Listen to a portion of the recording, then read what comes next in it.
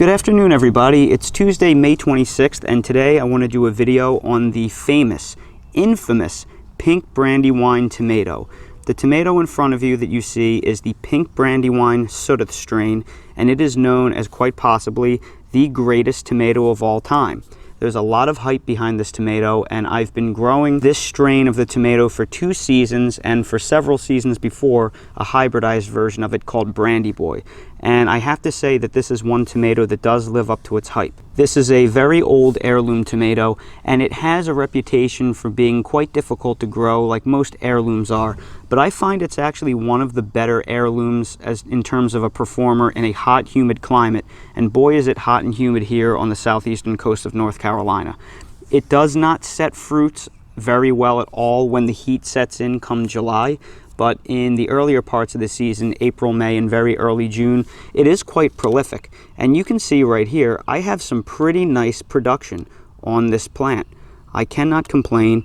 It's also a very vigorous grower, and it is one of the tallest tomatoes in my garden. The tomatoes that typically set on this plant are in and around the 10 to 16 ounce range. They're a fairly good sized beefsteak. And we're going to have several days of rain coming up, and this is a tomato that's prone to cracking. So I'm going to go ahead and I'm going to pick this one, probably these two, and let them sit on my counter for a little bit because they will get destroyed in the heavy rains and split on me. And right here you can see what the tomatoes look like. These are smaller than they usually are, probably because my fruit set is so heavy it's shrunken the size a little. These are probably around 8-ounce tomatoes. They're very nice, they're pretty uniform, and there's no cracks on them. So these are going to make for a very great taste test in about another 2 or 3 days once they fully ripen on my counter.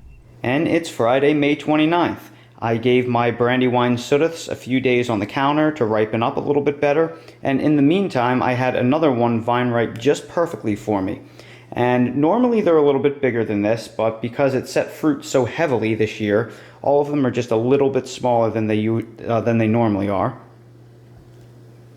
This one comes in at 5.65 ounces, and they all look to be about the same. 4.9 and 5.1. And like I said, normally these are an 8 to 16 ounce tomato, so I am seeing reduced size because of the heavy fruit yield. So now I'm going to cut into this one because it is the ripest.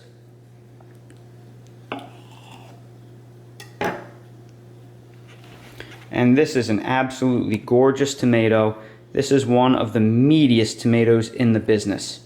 This is solid flesh, little to no gel and seed cavity. It is just the ultimate beefsteak tomato.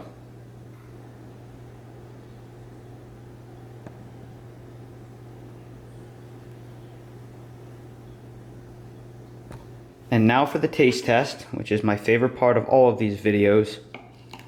I wait all year for this tomato because it is just one of the most fantastic tomatoes you're going to have.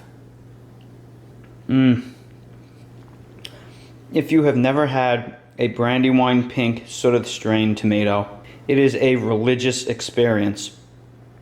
This is one of the best tomatoes you will ever have. It is that classic heirloom tomato that everybody loves. It is rich and deep and creamy. That's what's so amazing about this tomato. It's almost like tomato pudding. It has such a creamy texture, and it has nice acid to it, but it's very balanced. It has acid, but I wouldn't call it a strong acidic tomato. It is just the ultimate, perfectly balanced tomato. And for those that don't like a really wet tomato, or a tomato with a lot of seeds and a lot of gel in it, this is just a fantastic tomato for you because it is all meat. Just incredible. Such a rich, deep flavor. But I think it's time we see what Dale thinks. Dale, would you like to try a piece of tomato? Come on, up, buddy. Can you sit for me? Oh, that's a good boy. Can you shake for the tomato? Oh, I think somebody loves his job as the official taste tester. What do you think, Dale? Do you like it? Is that a good tomato? Would you like another piece? I think you can have one more big one. Oh, delicious.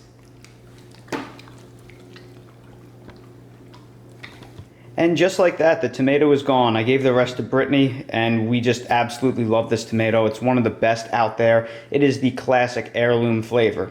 And the crazy thing about this tomato is it has a reputation for being difficult to grow with stingy yields, and I do not find that to be the case with the Brandywine Pink Sudduth strain. I think it has very good yields, especially for an heirloom, and it also grows very, very well in my hot, humid, rainy climate. It's much more disease resistant than most of the other heirlooms, and it even rivals some hybrids in terms of disease resistance. And it is one of my most vigorous plants. It always grows to be one of the tallest plants, and the fruit set is really good.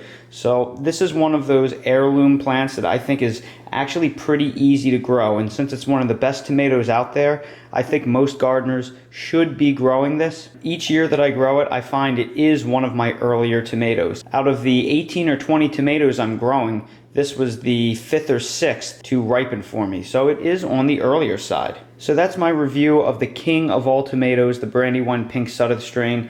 Everyone, thank you so much for watching this video. If you found it helpful, please hit that like button, and if you haven't already subscribed to the channel, please subscribe for future updates and more videos like these. If you're curious about anything that I use in my garden, everything that I use is linked in my Amazon storefront in the video description. Thank you all so much for watching, and I hope to see all of you again on the next video.